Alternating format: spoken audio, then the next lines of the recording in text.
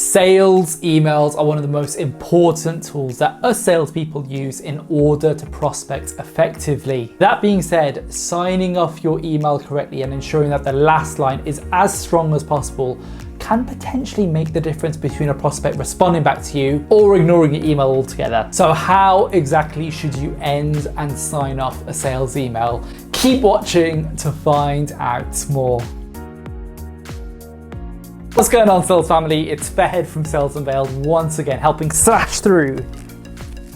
Don't know what that was, but we need to cut that out. All the misconceptions around sales, business, side hustles, and of course personal development, and giving you the practical advice that you need in your day-to-day careers. Those of you that have been watching this channel for a while now know just how important sales emails are in order to be a successful salesperson. It's one of the reasons why there's so many videos on this channel around inbound sales emails, outbound sales emails, email subject lines. That being said, one of the most important things that's often overlooked when it comes to sales emails is actually just the final line of the sales email and the final sign off. Failing to get this right can potentially end up wasting you countless hours of trying to get your prospect's attention in what could have been done in a much more simpler way. In the video today then guys, we're going to cover the top 3 things that all email sign-offs have in common, as well as a juicy little bonus at the end of this video that goes into exactly what it is that this idiot talks about in his email sign-off. Let's jump into it, guys. 1,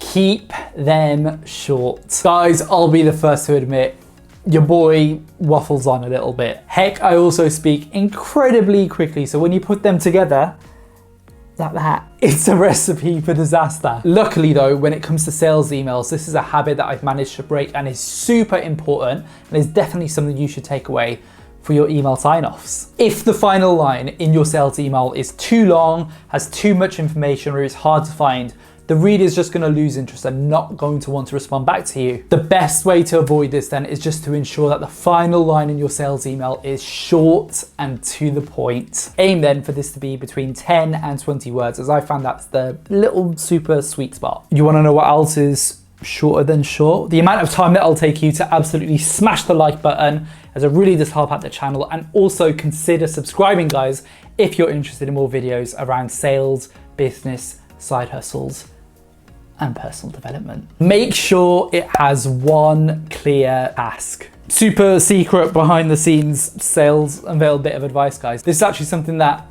yours truly also used to struggle with a little bit. Final line then of any sales email should guide your prospects to the one thing that you want them to do. A common problem here is that people ask 4 or 5 different questions in the last couple of lines of their sales emails. You want to avoid that altogether and just have one clear call to action. Any further information you add after this is just going to confuse your prospects a little bit more and will make them a lot less likely to want to respond, which, working in sales, prospects have a hard time responding at the best of times, so we should definitely avoid that. Make sure it's visually pleasing to look at, like this beautiful specimen of a man. Which of these looks more visually appealing? This or this? Definitely the latter, right? Having the final line then in your sales email that's easy to see and not lost in a couple of other sentences or paragraph will make all the difference. I'm going to allow your prospect to get to the exact point that you want them to get to. Time to go bananas for a bonus, guys.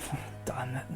The cringe will never stop. I think we've all got to agree with that. So you managed to make it all the way to the end of this video, which I thank you for. And as always, I wanted to give you a little bit of a bonus here at the end of the video and go into a little bit more detail about my go-tos in my final line of my sales emails. Now, usually by saying this, I usually get around about a 20% response rate on the back of my email. So hopefully this should help out yourselves get somewhere in that ballpark figure there as well. So you read through the body of my email and then this is the final sentence. Would you be free for a call over the next few days? Really not rocket science, is it, guys? It's short. It asks one clear call to action, asking when the prospect is available to speak to you over the next couple of days, and is super easy to respond back to. Now I'm going to treat you guys to another bonus. So another email sign off that I use is, what's the best way of hearing your thoughts? Again, another super easy open question for them to respond back to. And I found that this one works particularly well if you're after email responses as opposed to next stage calls or meetings. If you have any alternative email sign-offs,